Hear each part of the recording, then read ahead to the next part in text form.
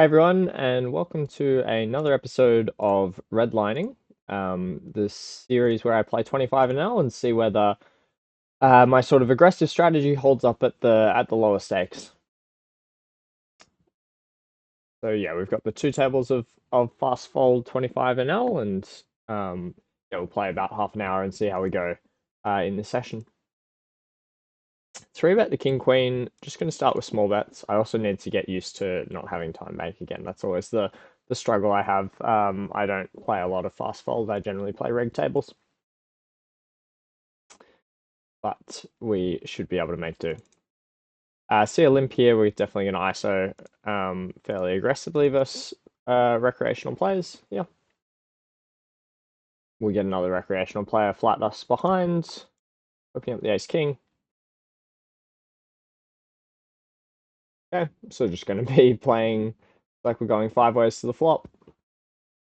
I don't think we really want to be c-betting into four opponents here on 10-8-2. Yeah, with particularly without a heart, just don't have a whole heap going on. Versus this like min bet or 10% bets, we probably do actually get to call. I don't expect to get raised at high frequency behind, and we're pretty much just getting the direct odds to hit a king or a queen. Versus this size.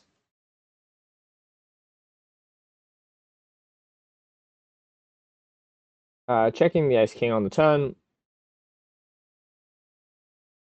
and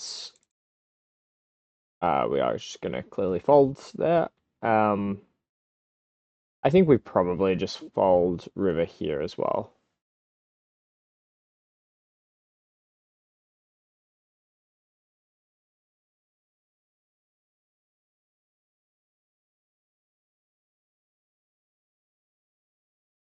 Folding the jack five. The ace-9 off is going to be a fold versus the three big blind open. You do need to pay attention to the sort of size that people open to. Um, you don't need to defend as wide versus three big blinds compared to versus, say, if this is a two big blind open. So against two big blinds, this is a clear defend. Against three, it's a fold.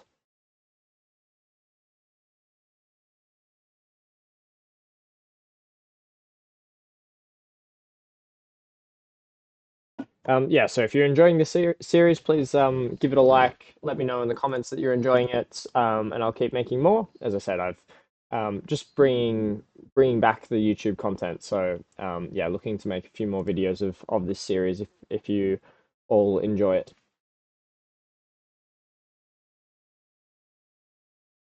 Gonna be folding the ace-10 versus three bet.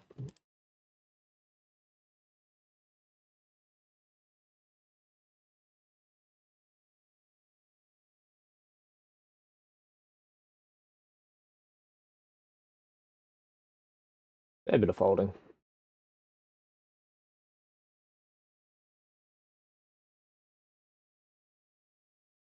Yeah, so we've got a recreational player on the left limping. The 10-8 suited.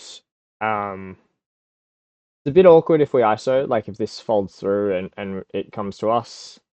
Like it's a hand that's very playable, and we don't really want to raise and then get jammed on. So as to whether I check this back, if it was just the single limper, it's pretty close.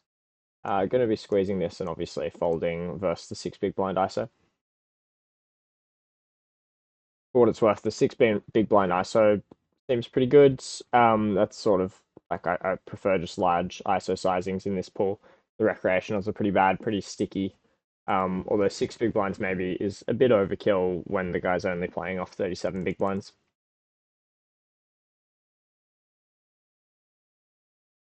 We start with a check into two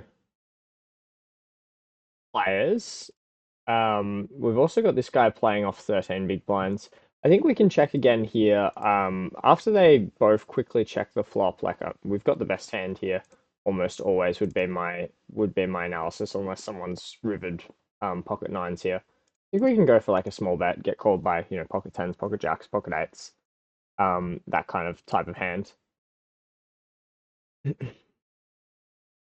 which we do get a call from. I'm not sure if I can see what he had in the fast fold format.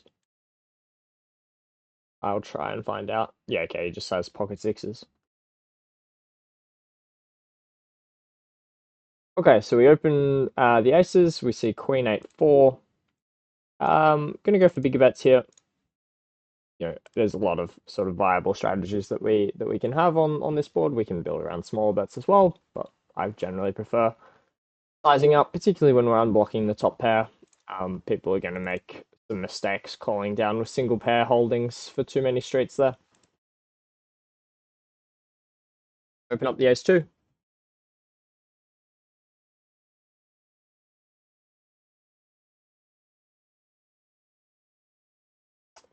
And so we've got a recreational player here, definitely three betting the king queen. And ace 6 3, we can bet high frequency. This is like one of the better aces to check, just because it's not worth three streets, but we'll bet it this time. Okay, we see a three deuce four. We're going to build around big bets here in this three bet pot. We may, I mean, actually, we're not really going to get much ace high to fold given that they're all a gut shot there to a five. So maybe we don't actually get the overfolds from ace high, which I'm normally looking for when we go that sort of sizing. But it's probably still okay. Okay, so open from the recreational again. I think we should go for a small bet here. It's relatively thin with the flush getting there. I think we can easily fold versus raise and three betting the ace queen.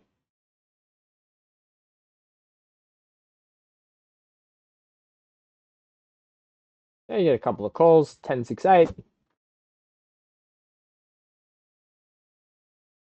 Again, this is like, I don't think this is a great spot to see that. Just because, the button caller who calls and then calls the three bet, like the sixes through tens range in terms of pocket pairs is going to be high frequency. Um, and so I'm actually going to sit out and fold, and let's see if we see a showdown here. Um, the sixes through tens region is going to be high frequency, and like sevens and nines are never going to fold versus c bet. So there's just like a whole bunch of sets, a whole bunch of pairs with now a gut shot. In range, there's going to be some two pairs. Like this is a recreational. There's might be some like 10-8 in there.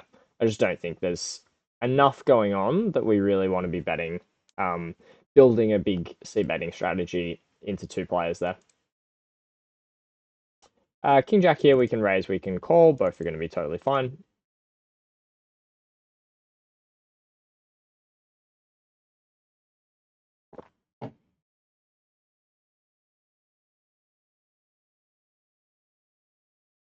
See a monster three bet.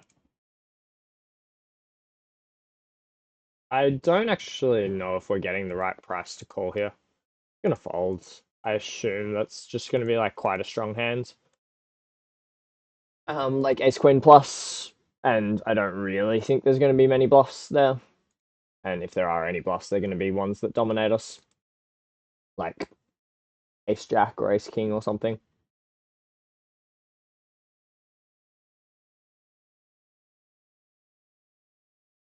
So really like autopilot check. I think we can. I mean, the challenge is there's going to be some ace high that's in that autopilot check, but we're going to go with overbet here. And once we get that snap call, now we're just going to check river. As I said, there's going to be some turned ace high, and I don't expect we're ever going to get an ace to fold here. And also, given the speed of his check, if this was a player that just called pocket sixes, okay, who knows what this guy's doing? Not bluffing river with a hand that's worse than ours. Um, if he was a player that was calling pocket sixes there, based on the speed of his call on the turn, I don't think we have a huge amount of fold equity there either.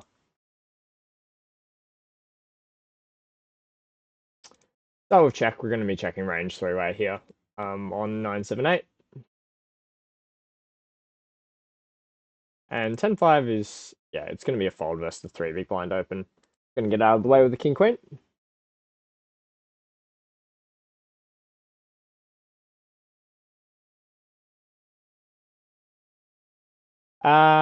Is our hand worth getting it in against 16 big blinds? It's close. I think it's close. Like obviously recreational player. How wide is his range? We don't actually know, given we don't have a HUD up in fast fold. But I mean, the average recreational playing off 16 big blinds is going to be on tilt and playing a pretty wide range.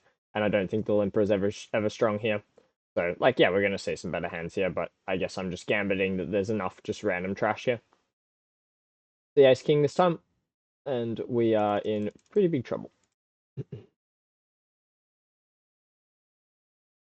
Yeah, again, just like going multi ways here, I am not really inclined to get into any sort of like, you know, triple barrel bluff situation here. This is just not really our board.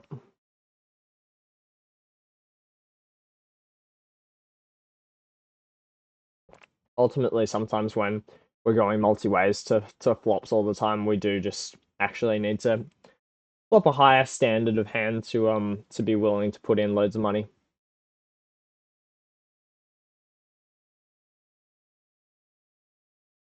And defend the queen 10 here. Start with check. If we see a small bet here, we will proceed with raise at high frequency. Just because I think this pool will be over c betting and then also not defending versus raise at anywhere near the right frequency.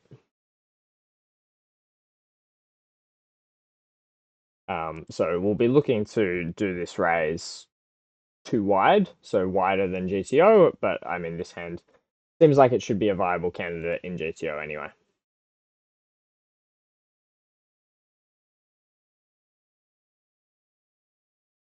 That's definitely one of the spots to look out for is the small third pot sort of autopilot bets that, particularly at low stakes, a lot of people are just still making. You know, they just bet 33% pot with range every time because, I don't know, at some point down the line, people started giving that as advice as to what to do, and other people followed, and it kind of just became what the population does.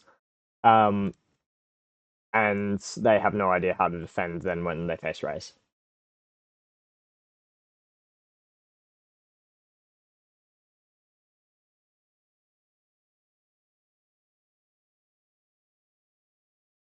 Okay, so we get a couple of calls from Cutoff and Button again. This is definitely a nice disguised hand when we hit our three. Again, going to be playing just like a really high frequency check strategy with two callers behind, but this hand we will definitely be lining up to check raise.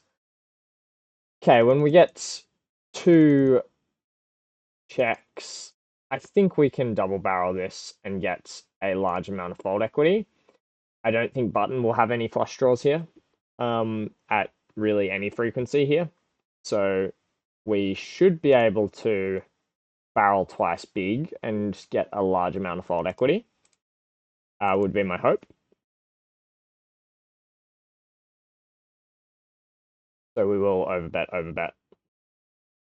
We do just get, okay, snap called by the straight, which is an unfortunate hand to run into. Um, yeah, it was the straight with the king of clubs, out as well. I can try and bring it up. It will load. Maybe it won't load.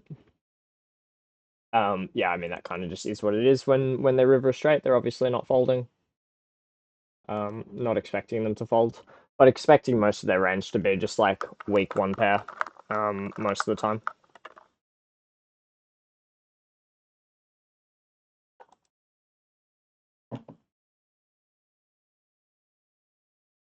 And just because they will have bet all their flush draws on the flop, we're kind of, I mean, it's just a capped range that we should be able to attack, and it'll be quite hard for them to defend at the right frequency.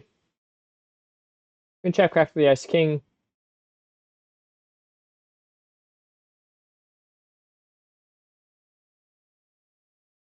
Get another check.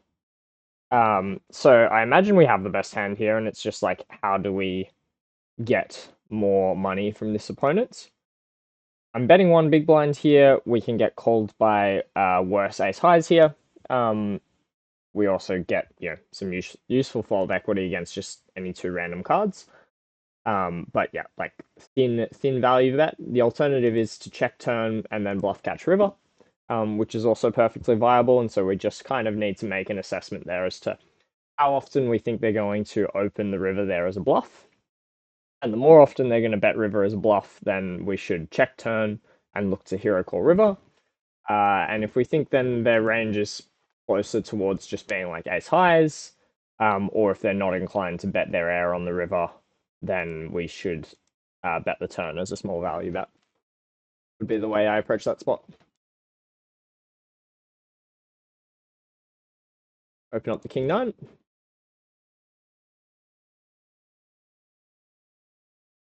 And fold the 5-8.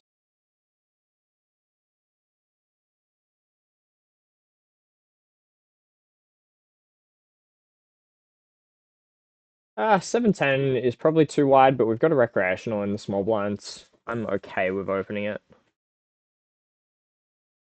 Again, when we get called by cutoff here, going to be high frequency checks here. And then obviously not folding versus a bet here, and it's just whether we want to call or raise. I think both are okay. I think we'll just proceed with call versus the slightly bigger than third pot bet. If he goes third pot, I'm more inclined to just do a small raise. Open up the S4. Okay, so we've got a straight flush draw. So clearly never folding turn here. And I think we should just proceed with call. We're ahead of all his bluffs.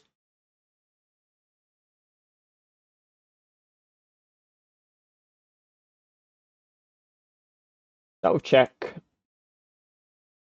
And I guess we've got all three options on the table.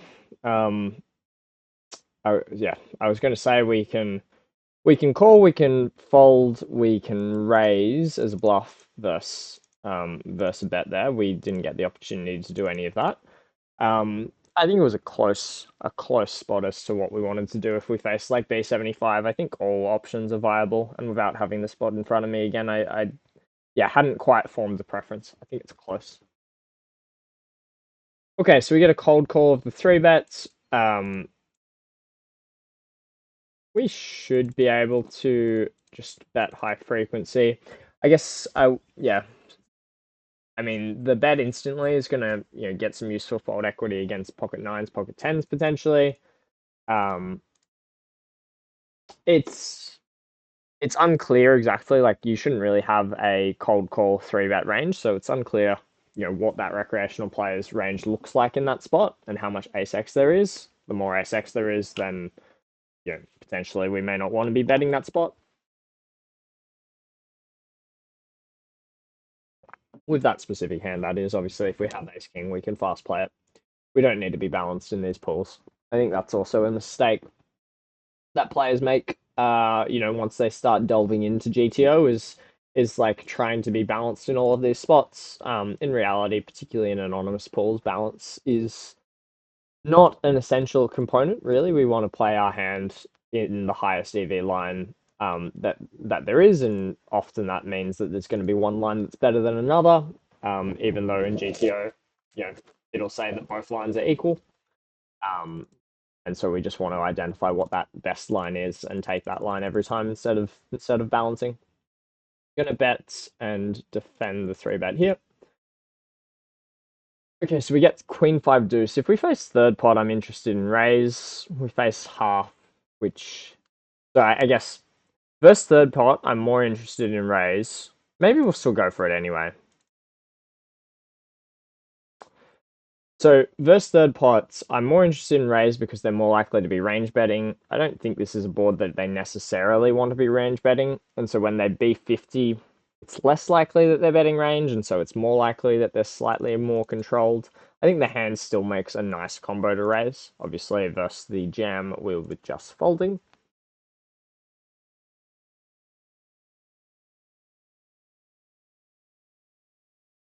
But that was definitely a spot where, I'm probably finding the raise there as a function of the video, but in reality was really only preferencing the raise if I'd faced the third pot sizing.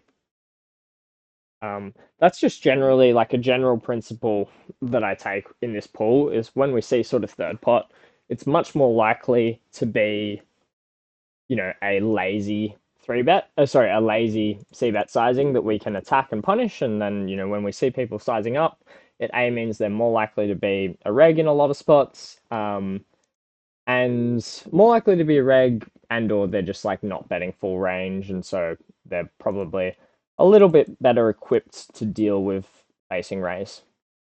Going to go with overbet here on the 10-3-4.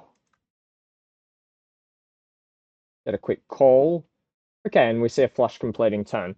So we don't want to continue with overbets on the flush completing turn. My biggest size here is going to be B75, which we will go for. And then even though there will be more than pots behind on the river, then on river we can jam.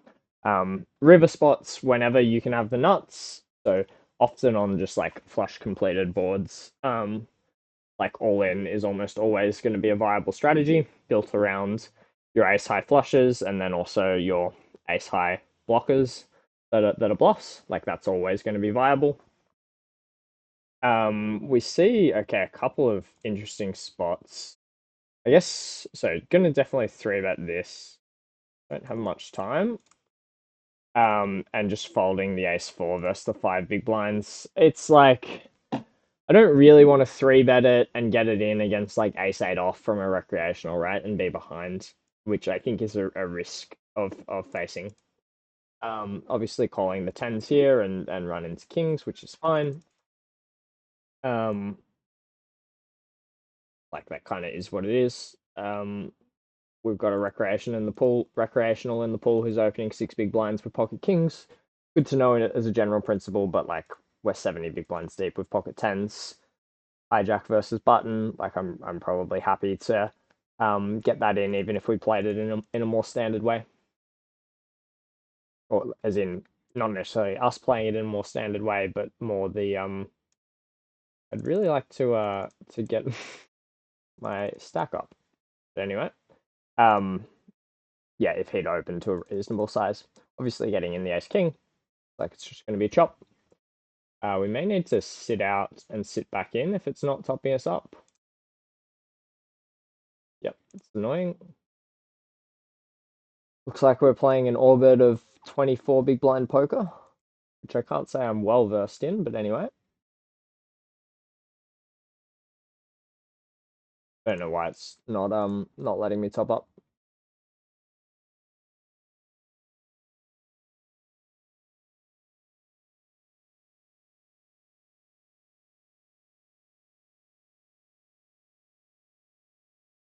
King 6 is a little bit loose here to be three betting, but probably in this pool is going to be okay.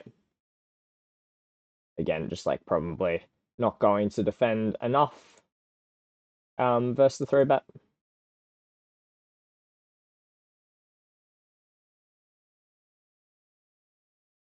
And we see a donk, which is not a thing, but also is kind of just letting us off the hook. I assume that this donking range is going to be too strong as a general principle, so he's probably actually just saving us money by not letting me see bet the flop. Hang on. Oh no. Okay, I need to buy into a new table, I think. Let me try and get that table back up.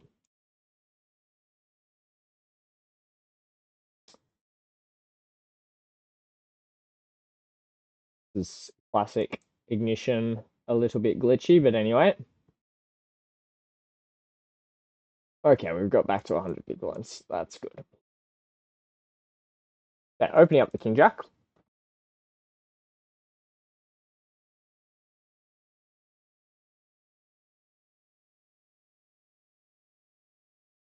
And we're seeing ace 10-10 flop. Just going to bet small with range here as a general strategy. So there definitely are boards where like the small with range is viable, and so it's more on I guess to pick up my train of thought previously, it's more on boards where you shouldn't be adopting that as a strategy. Where if people are adopting that, they're going to be they're not going to be able to defend appropriately against it. A couple of spots here. Going to start with B50. And just that's more of a time just simplification. I'm going to check here. Give up. We lose to Jack 4 suited. Interesting. Um, and I think on the turn here, with no longer an overcard, this probably doesn't make an amazing double barrel. Going to check the turn.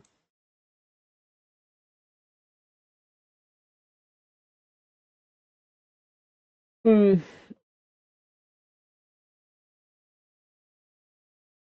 I'm like a little bit worried we're just against a fish here, but I'm going to jam. Um, gonna jam. His line just doesn't make a heap of sense. Like, I mean, the king is a much better card for us. Sorry, just like I guess we fold the ace queen here. I'm not.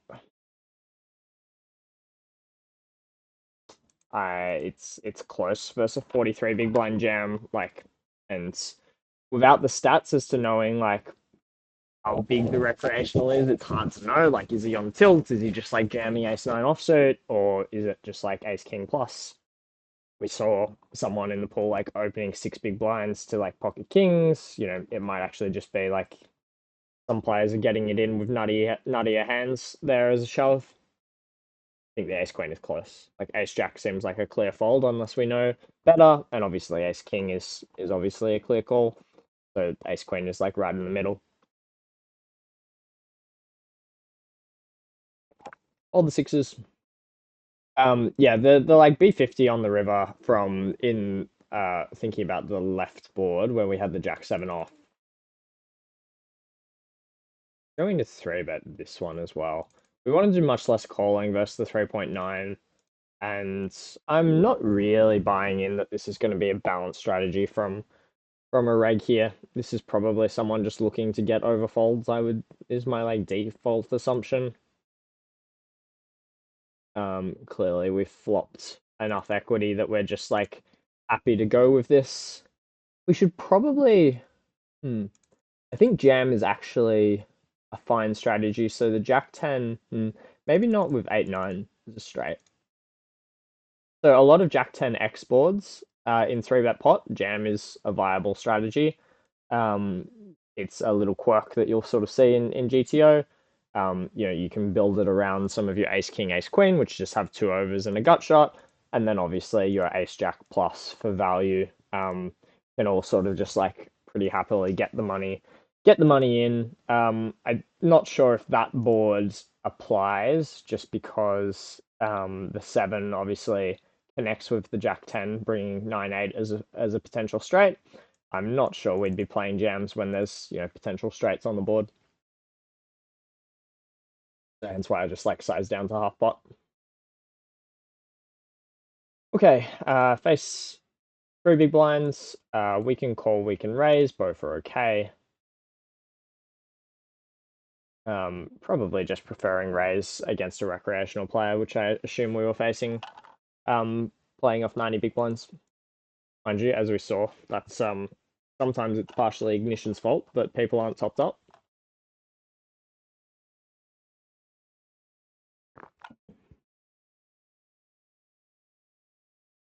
All the 7-10.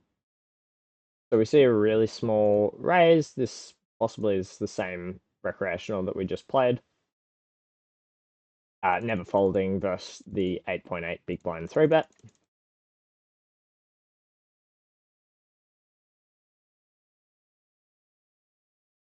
We see three quarters, which is a decent sizing, and we do, I think, just need to give it up versus that size. Okay, 884. Not going to be betting at a super high frequency. I think we can bet the hand. The small is going to be fine. A really quick B75. Hmm.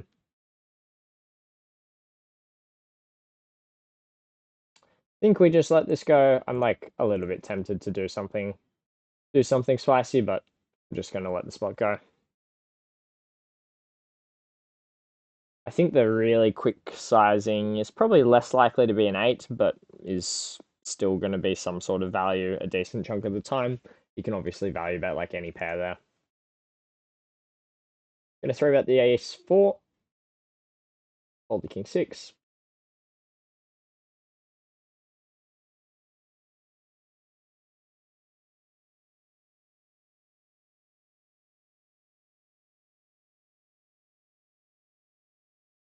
Hold the jack 2.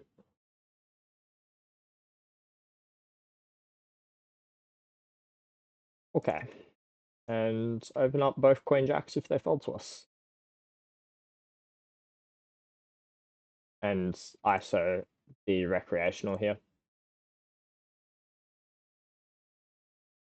Okay, so is it the same player? Presumably the same player going to 8.8 big blinds as a 3-bet size. Again, I'm not folding Queen Jack versus an 8.8 3-bet. Yeah, just not happening.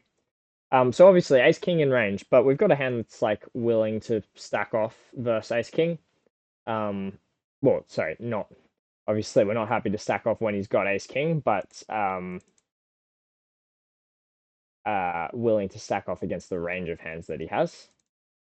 I'm going to start with call here versus the raise, and yeah, I think I kind of ran out of time, but I think folding the queen jack on the right hand side is right.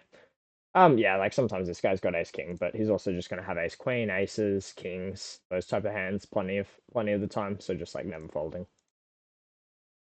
Got the ace king. Just run into it a bit today so far, but that happens. Better to be running into it at 25 NL than 2K, so I'm okay with that.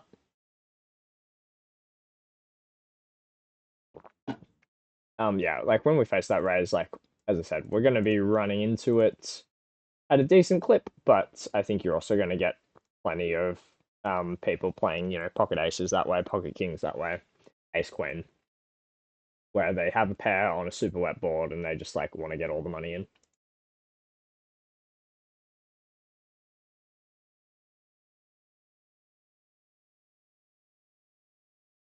Should probably fold the queen 10 versus the 4-bet here, particularly short.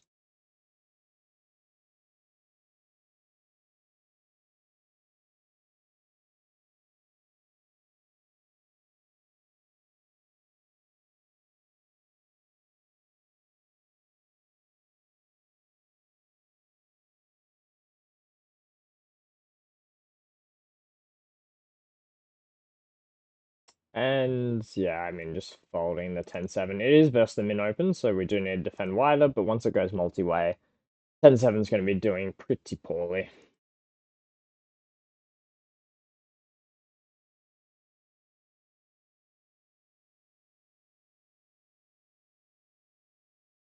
Open up the queen 10. We might go till the end of the orbit, and then I'll bring up our results of the session on screen. Not particularly pretty, based on how we've gone so far. See if we can win a stack with the queen 10 here. Going to start with small bets with range. It's going to be fine on this texture, and take it down. King 10 off is kind of close across all three options. Like fold is an absurd versus 3 big blinds.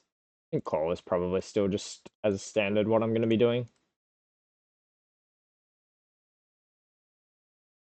They're pretty quick B50, definitely proceeding with call. I don't think we want to be raising this hand. Okay, ace on the turn, completing the flush. A quick check.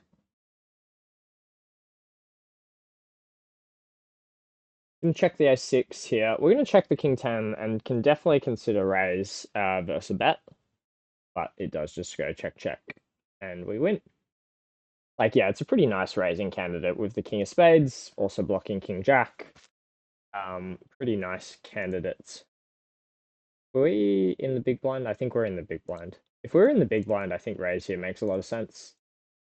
Although hmm, I'm not going to do it just because he bet into two players for that size. Like it's probably just an overpair a lot of the time there, and I even on a board where if we bet three streets, overpairs should be under significant pressure in this pool.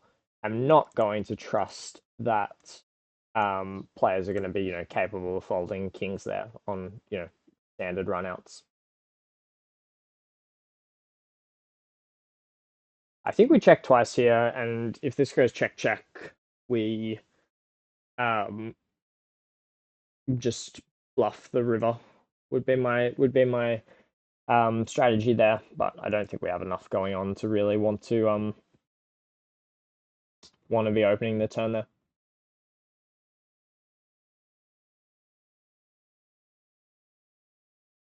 Hold the jack seven. I'll bring up the results on screen. So as you can see, down a couple of buy-ins.